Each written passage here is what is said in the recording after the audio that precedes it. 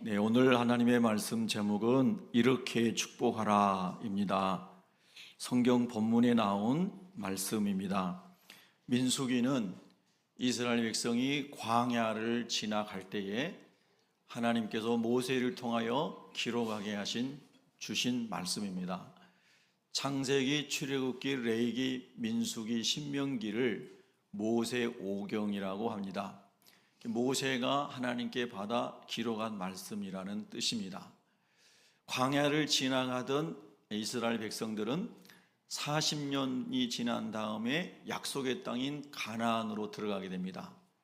근데 가나안 땅에는 이미 우상을 섬기는 7 부족을 중심으로 우상 섬기는 사람들이 살고 있었습니다. 그래서 그 땅은 심지어는 이 세상에서 잘 되기 위해서 자기 어린 자녀를 불로 태워서 제물로 드리는 이런 이상한 종교들이 가득한 곳이 가나안 땅이었습니다. 너무너무 무섭고 두렵고 비인간적이고 짐승만도 못한 이런 일들이 이루어지고 있는 것이 가나안 땅이었습니다. 사람이 하나님 없이 살아갈 때 타락할 수 있는, 부패할 수 있는 최악의 상황을 다 모아놓은 장소가 가나안 땅이다, 이렇게 볼 수가 있겠죠. 그래서 하나님으로 만나고 하나님의 자녀가 된 하나님의 백성들을 그 가나안 땅에 하나님이 참 포도나무처럼 좋은 포도처럼 심어서 하나님을 예배하고 하나님 말씀대로 살아가는 사람은 이렇게 거룩한 삶을 살게 되고 땅에서도 잘 되고 하나님 나라의 영광을 누린다라고 하는 것을 하나님이 보여주기 위해서 아브라함과 그의 후손들을 택해서 하나님이 훈련을 시키고 말씀을 주시고 가나안 땅으로 들어가게 하시는 겁니다. 그래서 아브라함의 후손들이 애굽의 고센 땅에서 번성할 때에 거기서 이제 수백만 명을 이루었는데 하나님이 그들을 하나님의 초자연적 기적의 방법으로 홍해를 건너게 하시고 그리고 광야에 와서 하나님을 예배하게 하십니다. 그때 하나님께서 그들에게 주셨던 중요한 것 중에 하나가 출애굽기 20장에 나오는 십계명을 주신 겁니다. 십계명의 첫 번째 부분은 하나님을 사랑하라는 것이라고 예수님이 설명하셨습니다. 하나님 외에는 다른 신이 없으므로 다른 신을 섬기면 안 된다. 우상을 만들거나 절하거나 섬기면 안 된다. 하나님의 이름을 경홀히 여기면, 만홀히 여기면 안 된다. 함부로 부르면 안 된다. 그리고 하나님을 특별히 예배하는 날로 또 너희의 안식일을 위해서도 거룩하게 안식일을 지켜야 된다. 이것이 하나님을 사랑하는 계명으로 들어가고, 그리고 그 이후에 계명들은 내 이웃을 내 몸과 같이 사랑하라 하는 계명으로 압축을 할 수가 있습니다. 이 10가지 계명을 하나님이 주시고, 그리고 이 계명을 지키지 못했을 때에 하나님께 용서받고 하나님의 백성으로 회복되는 그런 절차로 5대 제사를 주셨습니다. 그 5대 제사 중에 핵심이 속죄 제사입니다. 그래서 죄를 지으면은 흠없는 어린 양이나 염소나 또는 송아지나 신분에 따라서 달랐습니다. 그게 없으면 비둘기라도, 그렇게 해서 그 피를 가지고 이제 대제사장이 대속죄에 되는 한번 지성소에 들어가서 속죄 제사를 드릴 때에 하나님이 이스라엘의 죄를 용서해 주셨습니다. 대속죄일이 아닐 때에는 죄 지은 사람이 가서 번제단 앞에 가서 제사장에게 죄를 이야기하고, 그리고 번제물에 자기가 안수하여 자기 죄를 짐승에게 전가하고, 흠없는 짐승이 자기를 죽고 하는 절차를 거쳐서 죄 용서함을 받는 것이 하나님의 백성으로 살아가는 하나님이 만드신 제도였다는 겁니다. 하나님께서 이렇게 말씀과 그리고 말씀을 어겼을 때 거룩하게 하는 죄를 씻은 법을 구약시대에 알려주시면서 이제 너희가 약속의 땅인 가나안 땅에 들어가거든 이렇게 해라 하고 하는 말씀 중에 한 부분을 우리가 읽은 것입니다. 하나님께서 하나님과 가까이 하고 하나님을 예배하고 하나님의 말씀대로 살아가게 하기 위해서 기름을 부어서 세운 3가지 직임이 있었다고 그랬죠. 그 직임 중에 하나가 선지자였습니다. 그 직임 중에 하나가 제사장이었습니다. 그 직임 중에 하나가 나중에 이제 팔레스타인에 정착해서 살면서 세월이 흘러 하나님의 심부름하는 왕의 자리였습니다. 그래서 이것을 이 세 가지 직분을 맡은 자에게는 하나님이 기름을 부어서 내가 너희를 나의 심부름꾼으로 쓴다, 이렇게 말씀하신 겁니다. 그러나 이 광야를 지나갈 때는 왕의 제도가 없었습니다. 가나안에 처음에 정착했을 때도 왕의 제도가 없었습니다. 모세와 같은 지도자가 광야를 지나갈 때 하나님의 심부름을 했고, 그리고 율법과 성막을 주면서 하나님이 제사장이라고 하는 직분을 모세의 형인 아론에게 주셨고, 그리고 아론의 아들들이 계속해서 제사장직을 감당하게 하신 것입니다. 아까 말씀드린 것처럼 제사장은 죄 지은 하나님의 백성들이 용서받는 모든 그 절차를 진행하는, 하나님께 나아가는 그 길을 열어주는 중간 역할을 하는 사람이 제사장의 역할이었습니다. 그래서 그 제사장이 이제 하나님의 백성들인 이스라엘 백성들을 위해서 그 제사와 함께 오늘 본문에서는 축복해라, 이렇게 너의 백성을, 하나님의 백성을 축복해라 라고 하는 것을 하나님이 알려주시는 본문을 우리가 읽은 것입니다. 그래서 오늘 민수기 6장 22절에 보면은 여호와께서 모세에게 말씀하여 이르시되, 하나님 항상 하나님의 종으로 부른 모세에게 말씀해 주셨고, 그리고 모세는 자기 형이지만 제사장이 된 아론에게 하나님의 말씀을 알려줬습니다. 23절에 아론과 그의 아들들에게, 즉 제사장들에게 말해라. 이르기를 너희는 이스라엘 자손을 위하여 이렇게 축복하여 이르러라, 이렇게 말씀해 주셨습니다. 그러면 우리 어린아이들도 이런 질문을 할 수 있어요. 목사님, 이거는 구약시대의 제사장인데 우리하고는 상관이 없지 않나요? 이렇게 생각할 수가 있어요. 그런데 우리 신약시대에, 신약은 예수님의 보혈을 믿으면, 예수님이 십자가에서 우리의 죄를 대속, 죄의 빚을 다 갚으시고 죽으셨습니다. 그러므로 그 예수님을 믿으면 내가 용서받고 하나님의 자녀가 됩니다 라고 하는 것이 죄 용서를 받는 새로운 언약입니다. 그래서 신약이라고 하는 겁니다. 구약은 옛 언약인데 아까 속죄 제사를 드림으로 하나님이 죄를 용서해 주시는 것, 옛 언약이고 구약이고, 신약은 예수 그리스도께서 십자가에서 우리 모든 죄를 용서하신 것을 믿고, 할렐루야, 하나님의 자녀가 된 그리스도인들은 이 새로운 언약으로 말미암아 하나님의 백성이 되었고, 이 하나님의 백성이 되고 자녀가 된 우리를 베드로전서 2장 9절에서는 뭐라고 하냐면 너희는 택하신 족속이요 왕 같은 제사장들이다, 이렇게 말씀하시는 거예요. 구약시대에 하나님이 아브라함을 택하고 아브라함의 후손들을 선민으로 하나님이 불러서 하나님 모르는 사람들이 그들이 하나님 안에서 걸어가는 삶을 살고 하나님의 보호와 인도받는 삶을 보면서, 아, 저 아브라함의 후손이 믿는 하나님이 진짜 하나님이다, 진짜 신이다, 이렇게 이방인들에게 빛이 되게 해서 이방인들이 하나님을 믿게 하도록 뽑은 사람을 선민이라고 했습니다. 마찬가지로 신약에서도 예수 그리스도를 믿음으로 하나님의 자녀가 된 우리를 그리스도 예수 안에서 우리를 택하셨다라고 성경은 말씀하고 있는 겁니다. 그래서 저와 여러분이 예수님을 그리스도로 모셨으면 여러분도 예수님 안에서 택한 백성이 된 줄로 믿습니다. 그래서 택한 백성이고 택하신 족속이고 왕 같은 제사장이다. 사도 바울은 이방인을 제물로 하나님께로 인도하는 사람이 되라, 이렇게 말하면서 신약의 제사장 개념을 설명해 주신 겁니다. 먼저 예수 그리스도를 구주로 만나고 천국이 믿어지고 소망을 가진 사람은 예수님 모르는 사람을 주께로 인도하는 것을 신약의 개념으로 영적인 제사장의 직분을 감당하는 것이다, 이렇게 말했다는 겁니다. 그러므로 저와 여러분은 택한 받은 사람이고 예수님 안에서, 할렐루야, 제사장 된 줄로 믿습니다. 그런 의미에서 이 민수기 6장의 말씀은 오늘 신약의 백성인 우리에게도 동일하게 적용된다는 뜻입니다.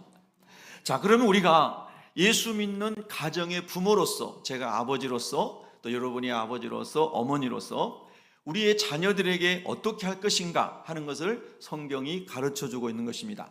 아까 말씀드린 것처럼 이 말씀은 유다인, 이 히브리인들이, 이스라엘 사람들이 광야를 지나갈 때 하나님이 주신 것입니다. 그들은 광야에 늘 낮에 40~50도를 오르내리는 뜨거운 볕속에서 텐트를 치고 살면서 40년을 지나간 거 아니겠습니까? 그런데 약속의 땅인 가나안 땅에 들어가서 정착하고 살게 될 때에 너희가 너희 자녀들에게 이렇게 해라 라고 말씀하신 것인데, 그때에만 그렇게 하신 것이 아니고 광야를 지나가는 세대에게도 그 부모 세대가 이렇게 자녀를 축복하라는 것이죠.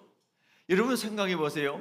광야에서 태어난 세대들이 있습니다. 그 뜨거운 태양 아래서 광야의 모래바람이 휘날리는 광야에서 신생아들이 막 태어납니다.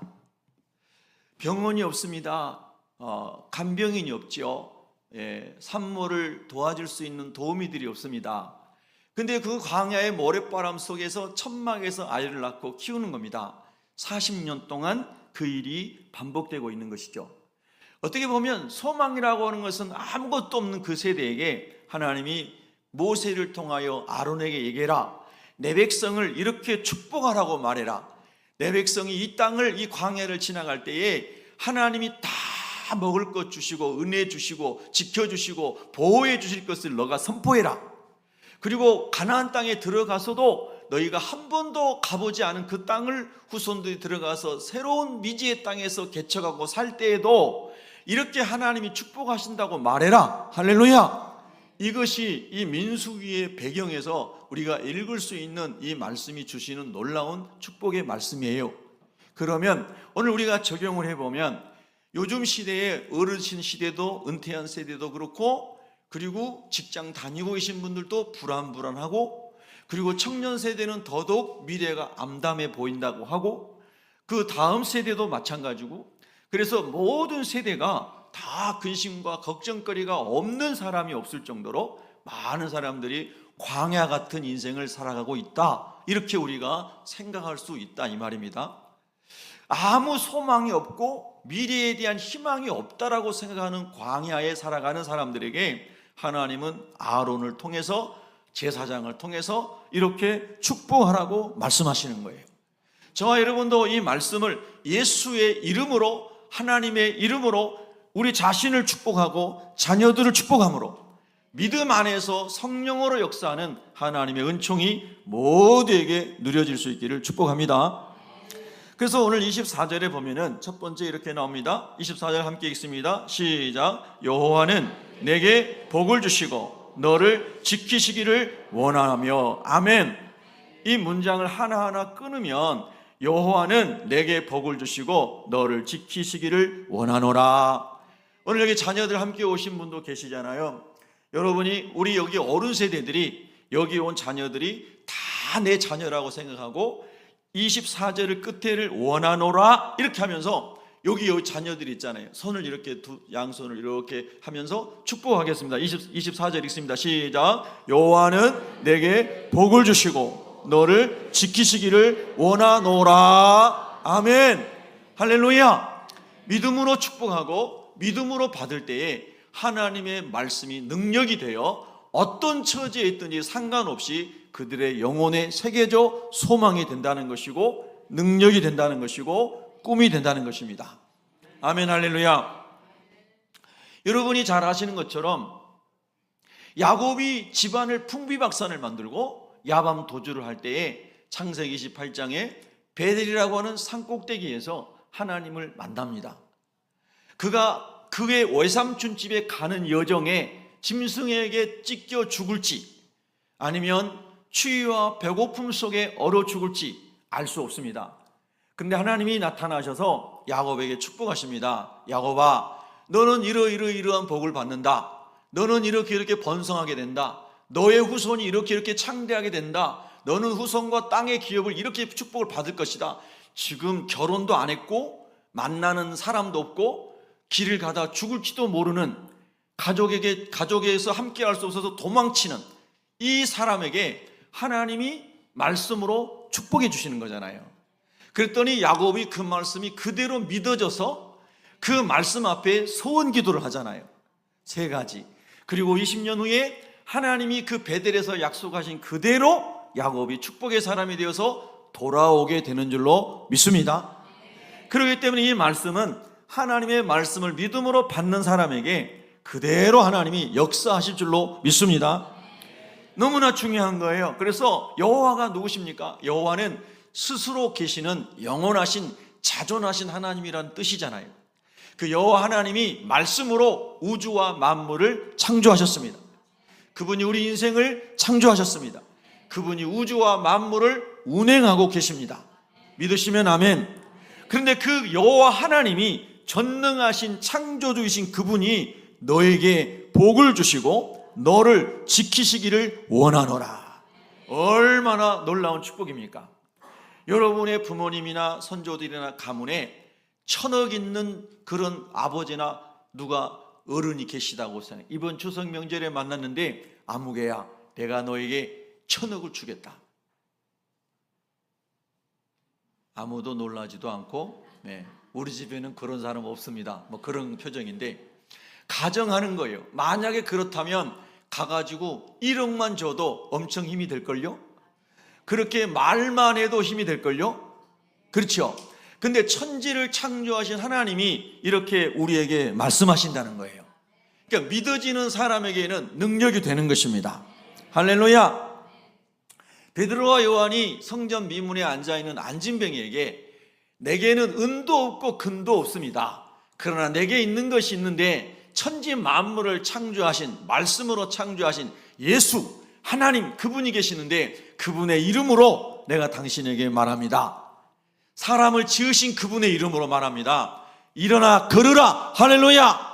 은과 금은 내게 없거니와 내게 있는 창조주 예수 그리스도의 이름으로 명하노니 일어나 걸으라. 할렐루야. 할 때 안진뱅이가 일어난 줄로 믿습니다. 일어나가지고 막 걷기도 하며 뛰기도 하며 성전으로 들어가며 찬양한 줄로 믿습니다. 이런 말씀을 들을 때 있잖아요. 믿음이 오잖아요. 그러면 어떤 사람은 질병이 치유돼요. 마음의 무거운 짐이 다 해결됩니다. 말씀이 능력이기 때문입니다. 여러분 말씀은 살아있습니다. 항상 하나님의 말씀으로 받으시기를 바랍니다. 그래서 복을 주신다 했는데 성경에는 복이 크게 두 가지잖아요. 하늘의 신령한 복, 땅의 기름진 복. 할렐루야. 하늘의 신령한 복 중의 복은 예수 그리스도를 구주로 만나는 복입니다. 예수 그리스도의 영광과 그분 안에 있는 거룩과 그분 안에 있는 빛과 그분 안에 있는 하나님의 형상과 그분으로 말미암아 주어진 천국의 놀라운 축복이 저와 여러분에게 예수를 믿음으로 성령으로 체험되고 깨달아지고 믿어지면 신령한 복으로 충만한 사람이 되고 예수님 빛이시니 그분이 빛이신 그분이 진리이신 그분이 거룩하신 그분이 저와 여러분 안에 들어오면 어둠이 떠나가고 할렐루야 거짓이 떠나가고 그래서 하나님의 신령한 복으로 가득 차는 복을 하나님이 주신 줄로 믿습니다. 모세가 40주야를 금식하고 시내산 꼭대기에서 기도하다가 하나님의 거룩을 체험하고 하나님의 말씀을 받았지 않습니까? 얼굴에 광채가 났지 않습니까? 예수 안에 있는 신령한 은혜를 받고 신령한 빛을 성령 세례 받아서 받은 사람은 그 영적인 복을 하나님이 주시는 줄로 믿습니다. 그것을 성경은 신령한 복이다, 하늘에 속한 복이다 말합니다. 에베소서 1장 3절에 찬송하리로다 하나님 곧 우리 주 예수 그리스도의 아버지께서 그리스도 안에서 하늘에 속한 천국에 속한 모든 신령한 복을 우리에게 주시되 믿으시면 아멘. 여러분 신령한 복을 받으시기 바랍니다. 하나님의 성령께서 말씀이 우리 안에서 체험되게 하고 이루어지게 하고 믿어지게 하는 놀라운 신령한 복을 모두 받으시기 바랍니다. 그 신령한 복과 함께 땅의 복은 신명기 28장 3절 이하에 보면 성읍에서도 복을 받고 여러분이 원하시면 아멘 들에서도 복을 받을 것이며 내 몸의 소생과 내 토지의 소산과 내 짐승의 새끼와 내 우양의 새끼가 복을 받을 것이며 내 광주리와 내 떡방죽 그릇이 복을 받을 것이며 내가 들어와도 복을 받고 나가도 복을 받을 것이니라. 믿으시면 아멘. 아멘 하세요. 남의 아멘만 듣고 있지 말고. 할렐루야. 하나님께서 아멘 하여 하나님께 영광을 돌리라고 그랬잖아요. 여러분에게 이런 복이 임하기를 원하십니까? 그러면 여러분이 그렇게 선포하시고 자녀들에게도 그렇게 복을 빌고 하나님이 주신 계명과 성서를 통하여 거룩해지는 이 하나님의 은혜 아래서 살아가면서 이렇게 축복하시기를 바랍니다. 그래서 십계명을 먼저 주셨고 그리고 제3의 법을 먼저 주셨고 이렇게 하나님 안에 거룩한 백성으로 말씀 안에 너희가 살아가면서 자녀들이 이렇게 축복해라 이렇게 말씀하신 줄로 믿습니다. 할렐루야. 그럴 때 하나님이 놀라운 은혜를 주십니다. 제가 오늘 보니까 우리 교인 중에 유별나게 저만 이상한 옷을 입었어요. 예전에는 추석이나 설 명절에 한복을 입은 사람이 덜어 있었는데 지금은 서울에 고궁이나 가야 그것도 거의 외국인들이 한복을 입고 사진 찍는 걸 볼 수 있는 것 같아요. 제가 이 옷을 입는 거 여러분 아시는 분은 아시죠? 제가 8월 뜨거운 낮에도 매주 전도를 하러 다녔거든요. 저기 덕이동에 있는 어느 장로교회에 전도해 주러 갔어요. 거기가 로데오 거리라고 있어요. 옷을 팔고 신발을 팔고 하는 그런 데가 있어요. 그런데 그날 체감 온도가 40도가 넘었어요. 정말 더운 날이었어요. 머리가 막 지끈지끈하고 어지러울 정도로 덥더라고요. 그런데 약속한 시간이기 때문에 가서 열심히 가게마다 다 들으면서 전도를 했어요. 외면도 당하고 비아냥도 당하고 시크한 사람들 만나면 조금 그렇기도 하고 막 그랬는데 어쨌든 열심히 다녔어요. 그 다니다가 어느 2층 건물에 거기 올라갔더니 한복집이더라고요. 이 한복 해준 분이 거기 있는 거예요. 한복집이었어요. 그래서 가가지고 들어갔더니 그 한복집에 에어컨이 틀어져 있는데 막 천국에 들어온 것 같더라고요. 너무 좋아가지고 예수님을 전하는데 그분이 권사님이라는 거예요. 그래서 권사님이 어느 교회 다니는 권사님이 너무너무 저희가 전도하는 것에 은혜를 받고 감동을 받아가지고 목사님 한복 한번 해드리겠습니다. 그래서 그 자리에서 제 치수를 다 쟀는데 저를 따라간 목사님도 덤으로 같이 하나 얻었습니다. 할렐루야. 그랬더니 이제 전도하는 목사님들이 이제 전도를 나가면 전부 저 따라다니겠다고. 그래서 이제 지난 목요일에 그 권사님이 전화가 왔어요. 목사님 한복 다 됐습니다. 찾아가시고 추석에 한번 입으세요. 그래서 입었어요. 제가 한복을 30년 만에 입었습니다. 하나님께 영광입니다. 할렐루야. 자, 얼마나 참 하나님 은혜가 감사한지 몰라요. 이게 전도하러 다니다 보면은 때로는 막 힘든 사람도 만나지만은 하나님이 전도자들을 위로해 주신단 말이에요. 전도자들. 작년에는 전도하다가 어떤 분이 우리에게 1,000만 원 헌금해 줬다고 그랬지요. 저한테 계좌번호 알려달라고 그러면서 제 통장에 1,000만 원을 보냈더라고요. 제가 우리 교회에다가 건축원금으로 1,000만 원 그거 그대로 했어요. 전도하다가 하나님 복 주신 거예요. 할렐루야. 그러니까 우리가 받은 복 중에 신령한 복, 예수 그리스도 안에 구원 얻는 복이 최고고 그 복을 또 나눠주는 사람이 최고의 복을 나눠주는 사람인 거예요. 할렐루야. 그래서 오늘 신령한 복을 그리스도 예수 안에서 우리에게 주신다고 하나님이 말씀하신 거예요. 자, 그리고 시편 121편 7절 8절에도 나온 것처럼 여호와께서 너를 지켜 모든 환난을 면하게 하시며 또 네 영혼을 지키시리로다. 여호와께서 너의 출입을 지금부터 영원까지 지키시리로다. 아멘. 이 말씀은 그대로 오늘 민수기 6장 본문에 나온 것을 시편 기자도 그대로 축복하는 겁니다. 믿음의 선조들이 고백했고 믿음의 선조들이 하나님의 은혜를 입은 것을 듣고 본 다음 세대들도 그대로 그것을 고백하고 그대로 그렇게 축복하는 줄로 믿습니다. 여러분과 제가 그렇게 되기를 축복합니다. 그래서 복을 주시고 지키시기를 원한다. 가나안 땅에 들어가면 이방인들로부터 지켜주시고 원수들로부터 지켜주시고 너희들 침공하는 적들로부터 지켜주기를 원한다. 할렐루야. 우리 자녀들도 그렇게 기도해야 됩니다. 우리가 아무리 신실하고 성실하고 열심히 살아도 마귀가 막 요셉을 핍박하듯이 욥을 핍박하듯이 막 고난이 찾아오게 할 수 있어요. 하나님이 그때 우리 자녀들을, 여러분을, 가정을 지켜주시기를 축복합니다. 자, 25절 읽습니다. 큰 소리로 시작. 여호와는 그의 얼굴을 내게 비추사 은혜 베푸시기를 원하노라. 아멘. 자, 또 우리 자녀들에게 손 벌리고 손을 펴고 25절을 원하노라 이렇게 끝맺습니다. 25절 시작. 여호와는 그의 얼굴을 내게 비추사 은혜 베푸시기를 원하노라. 할렐루야. 진짜이죠?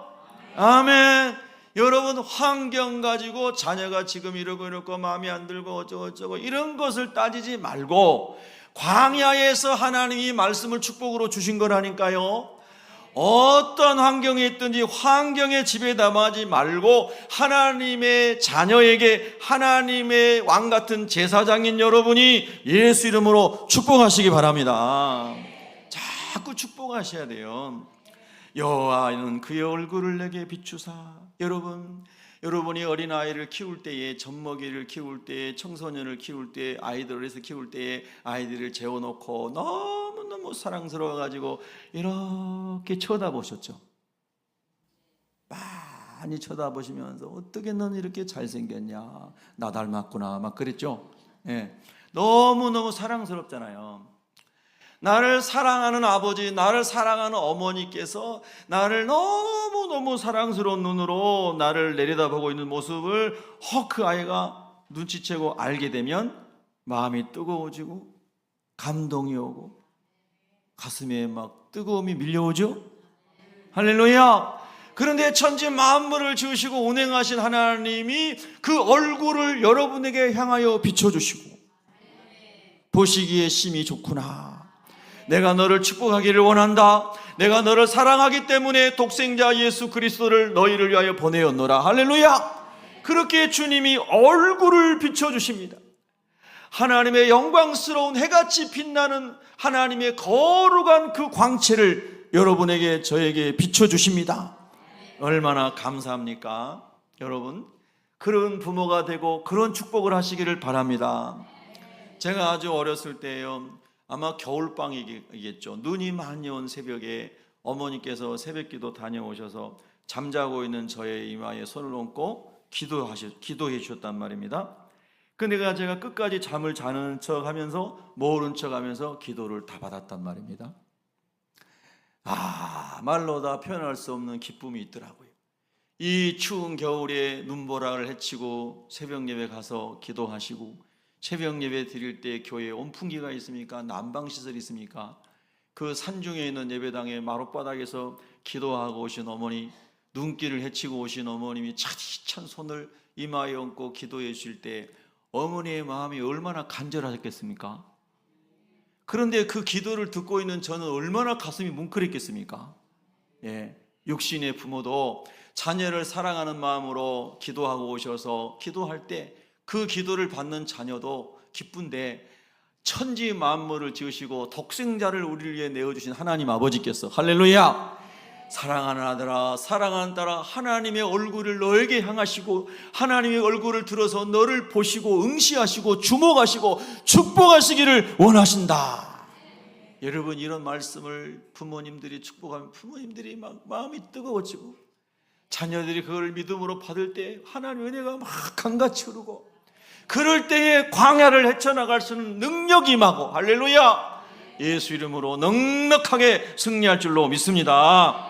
그렇게 축복하셔야 됩니다. 이 말씀은 광야에서 주신 것입니다. 이 말씀은 광야에서 주신 것입니다. 뜨거운 모래바람이 날리는 곳에서 주신 것입니다. 이 말씀대로 살아간 그들의, 하나님의 백성들은 그 복을 받은 줄로 믿습니다.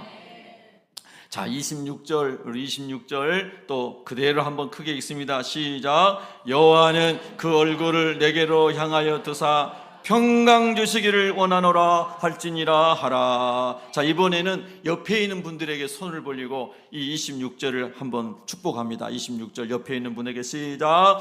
여호와는 그 얼굴을 내게로 향하여 드사 평강 주시기를 원하노라. 아멘. 할렐루야. 여러분, 우리의 마음에 평안이 깨질 때가 얼마나 많습니까? 네, 저도 여러분과 똑같아요. 그래서 열심히 주님 일하다가도 마귀가 쳐놓은 덫에 걸리기도 하고 올무에 빠지기도 하고, 그래서 우리 교회 오면 행복한데 딴 데 가면 힘들고, 여러분이 교회 오면 기쁜데 직장 가면 힘들고, 여기 어디 가면 힘들고, 이런 일들이 있을 수 있죠. 그래서 평안이 잘 유지가 안 되는 거예요. 진짜 얼마나 이 세상이 힘든지 몰라요, 그런 면에서 보면. 그런데 우리 하나님 말씀하시는 거예요. 이 광야를 지나가고 있는 하나님의 백성들보다 더 힘든 사람이 지금 없겠죠? 지금 민수기에 광야를 지나가고 있는 이스라엘 백성보다 여기 더 힘든 사람은 없겠죠? 아마 없으리라고 생각이 돼요. 얼마나 힘들었을까요, 하나님의 백성들이. 그리고 가나안 땅에 들어가서도 그들이 하나님을 경외하도록 동네 사람들이 다 박수 쳐주고 지지해 주는 게 아니잖아요. 계속 쳐들어오고 전쟁하고 막 죽이는 일들이 일어나는 거예요. 그런데 하나님이 말씀하세요. 여호와는 그 얼굴을 내게로 향하여 드사 평강 주시기를 원하노라. 할렐루야. 여러분, 이게 복 중에 복입니다. 돈이 많아도, 지식이 많아도, 권세가 많아도 잠 못 자는 사람이 허다하고, 인기가 많아도 잠 못 자는 사람이 많은데, 예수님의 평안으로 초막에서도 평안히 자고, 궁궐에서도 평안히 자고, 길거리에서도 평안히 자고, 호텔에서도 평안히 자고, 어디서든 예수님 안에서 평안한 사람은 복받은 사람인 줄로 믿습니다. 요한복음 14장 27절에 평안을 너에게 끼치노니 곧 나의 평안을 너에게 주노라. 내가 너에게 주는 것은 세상이 주는 것과 같지 아니하니라. 너희는 마음에 근심하지도 말고 두려워하지도 말라. 아멘. 그런데 근심하고 두려워할 일이 얼마나 많아요. 예수님이 제자들에게 이 말씀할 때 제자들은 이제 집을 떠나 살았고 식구들을 떠나 살았고 매일매일 먹을 것을 하나님이 제공해 주셔야 됐고, 예수 믿는 것 때문에 쫓겨다니고 잡히기도 하고 매질당하기도 하고 감옥에 가기도 하고 뭐 수많은 어려움 때문에 근심 걱정이 하루도, 아주 한 시간도 1분도 끊어질 수가 없을 것 같았어요, 인간적으로 보면. 그런데 주님 말씀합니다. 나의 평안을 너에게 주노라. 예수님의 평안이 임하기를 주 이름으로 축원합니다. 예수의 평안, 어떤 평안입니까? 천국의 천군 천사들이 흠모하고 거룩하다 찬양하고 영광을 받으시는 그곳에서 주님이 육신을 입고 이 땅에 오셔서 말 구유에 말 그릇에 말 밥통에 주님이 누이시고 사람의 모양으로 오셔서 우리가 당해야 될 모든 수치와 채찍질과 얼굴에 침 뱉음과 손바닥으로 침을 당함과 마침내는 벌거벗겨지고 찢겨진 몸을 십자가에 못 박아 많은 사람들이 보는 가운데 6시간 동안 십자가에 매달려 계셨습니다. 그런데 우리 주님은 우리를 구원하시기에 그 길을 스스로, 아버지께서 보내주신 그 길을 스스로 나를 버리고 가신다고 말씀하셨고, 그 누구도 말할 수 없는, 그 누구도 체험할 수 없는 평안이 예수님 안에 있었다는 거잖아요. 나의 평안을 너희에게 주노라. 할렐루야. 인생 살아가면서 정말 힘든 것이 저 좋은 환경에 살다가 저 비천한 저 천국 보좌에서 영광을 누리시다가 저 말구 위에 내려오신 예수님처럼 재정적인 큰 위기와 파산을 당했을 때, 예수님의 채찍에 맞아 살이 찢어나가고 피가 줄줄 흐르고 응급실에 들어갈 수도 없고 갈 수도 없는 그 상황 속에서 온몸이 다 갈기갈기 찢어지고 피투성이게 된 우리 예수님, 누가 한번 치료해 주셨습니까? 응급실에 갈 수 있으셨습니까? 우리 예수님 피를 다 쏟으시며 반복적으로 매질을 당하셨습니다.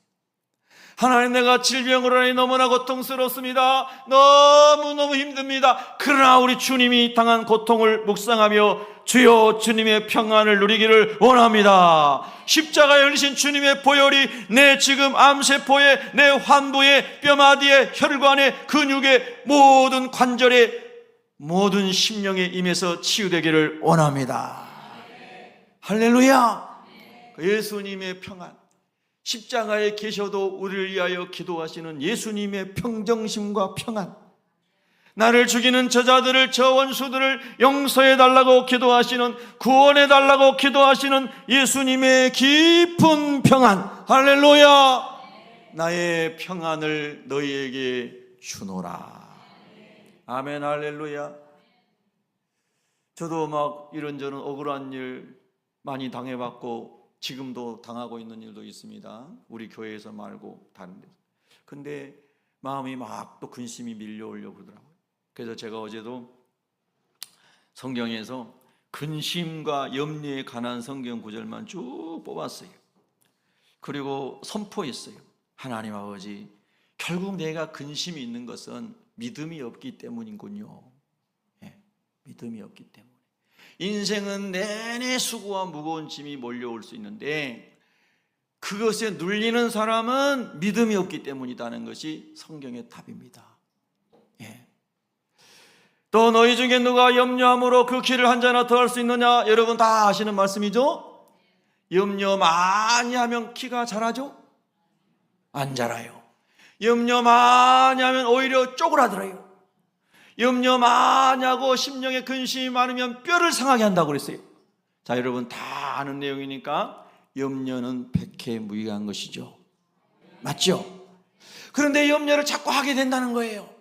마귀가 염려하게 하고 두려워하게 해서 우리 영혼을 메말르게 하고 우리 영혼에 하나님의 은혜를 다 걷어가 버리는 거예요. 여러분 만약에 염려한다고 해가지고 문제가 해결되거나 막 평화가 온다면 오늘부터 금식하고 염려를 하셔야 돼요. 막 염려만 해야 돼요. 여러분 잘 생각해 보세요. 정말 염려는 아무 유익이 없습니다. 믿으시면 아멘. 그러면 하나님 어떡할까요? 내가 원하지 않아도 막 염려가 밀려오고 운전해도 염려가 밀려오고 잠을 자도 꿈에 악몽을 꾸고 막 두렵고 그런데 어떡하면 좋아요? 이렇게 울부짖는 사람에게 우리 주님이 뭐라고 말씀하시냐면은 너의 염려를 다 주께 맡겨버리라. 이는 저가 너희를 권고하심이니라. 돌보심이라. 아멘. 그러면 주님 제가 환경과 상관없이 어떤 모함을 당하고 어떤 어려움을 당하고 어떤 파산을 당하고 어떤 고난 속에서도 내게 염려가 찾아온다고 하면은 그것은 제가 주님께 맡기지 못했기 때문이군요.